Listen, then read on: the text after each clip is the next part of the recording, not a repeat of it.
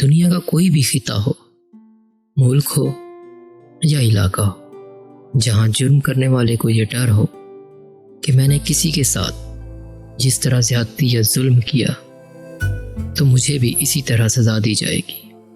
مثلا اگر کسی کو یہ علم ہو کہ میں نے کسی کا مال اسباب چرایا تو میرا ہاتھ کاٹ دیا جائے گا، تو وہ کبھی بھی کسی پر ظلم یا زیادتی نہ کرے گا، پھر خواہ عام انسان ہو یا کوئی افسر و وزیر یا بادشاہ ہی ہو۔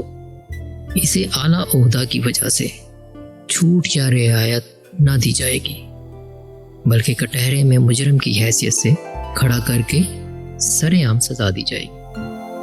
تو اس کا بہت اچھا اثر اور نتیجہ یہ نکلتا ہے کہ خطہ یا علاقہ یا ملک پورے کا پورا امن کا گہوارہ بن جاتا ہے، ہر طرف سکون و راحت اور آرام و بے خوفی کی فضا قائم ہو جاتی ہے۔ آج کی یہ کہانی حقیقت پر مبنی ایک کہانی ہے جس میں ایک بادشاہ اور ایک انجینئر تھا۔ تو اس کا عنوان بادشاہ کا ہاتھ کاٹ دو ہے۔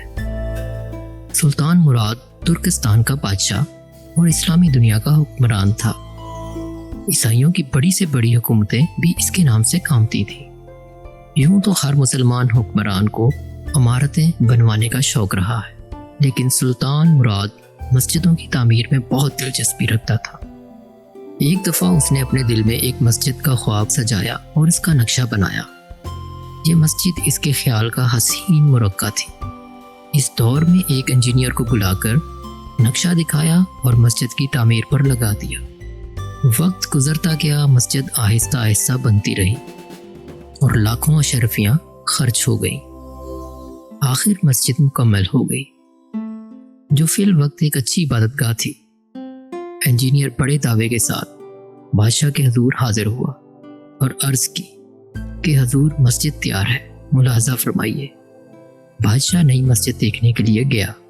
مسجد کو ہر طرف سے دیکھا، اوپر سے، نیچے سے، شمال و جنوب سے، مگر اتفاق دیکھیے کہ اچھی عمارت اپنے تقاضے کے لیے بادشاہ کی پسند کی منتظر ہے، مگر بادشاہ ہے کہ اسے یہ عمارت قطعاً پسند نہیں آئی۔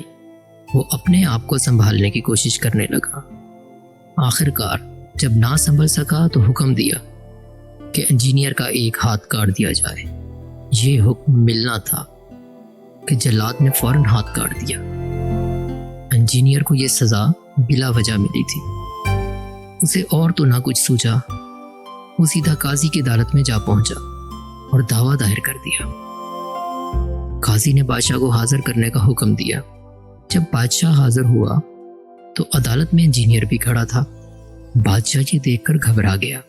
قاضی نے بادشاہ کے بیانات لیے اور حکم دیا بادشاہ کا بھی ایک ہاتھ کاٹ دیا جائے اور اس ہاتھ سے خون بھی گرنا چاہیے تاکہ وہ آئندہ غلط فیصلے سے پرہیز کرے۔ بادشاہ نے قاضی کا فیصلہ سنا تو اپنے ہاتھ آگے بڑھا دیے۔ انجینئر نے دیکھا تو اس کی چیخیں نکل گئیں اور بولا، میں نے انصاف پا لیا، میں بادشاہ کو اپنا خون معاف کرتا ہوں اور کسی دباؤ کے بغیر بخشتا ہوں۔ اتنا سننا تھا کہ بادشاہ کی جان میں جان آئی اور اس نے انجینئر کو بہت ساز و سامان دے کر رخصت کیا اور اللہ کا شکر ادا کیا کہ قاضی اسلامی احکام کے اعلان میں اس قدر دلیر ہیں کہ بادشاہ کو بھی مجرم قرار دے دیتے ہیں۔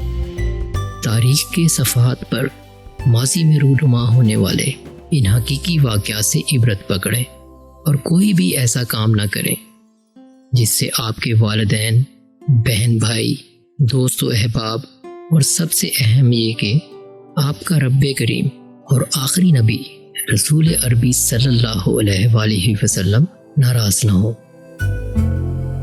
اور آپ سب دوستوں سے گزارش ہے کہ ہمارے چینل کو لائک اور سبسکرائب ضرور کر دیا کریں۔